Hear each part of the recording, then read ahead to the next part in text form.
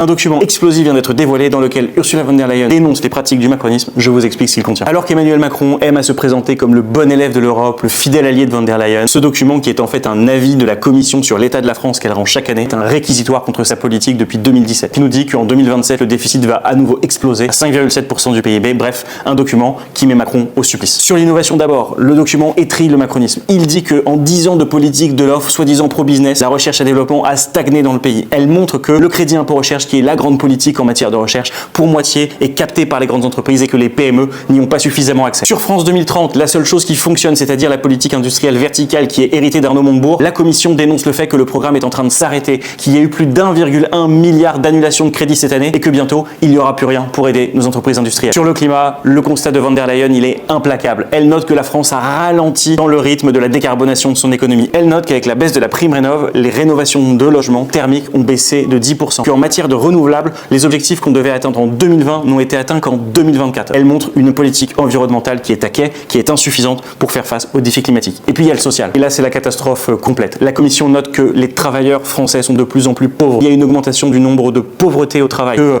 le système éducatif est en grande difficulté, que les professeurs sont insuffisamment payés, que le taux d'emploi a à peine augmenté sur le quinquennat Macron. Ce document, il montre que même par von der Leyen, la principale alliée de Macron en Europe, la politique macroniste, elle est dénoncée, elle est critiquée. Et donc les amis, en 2027, on change de politique.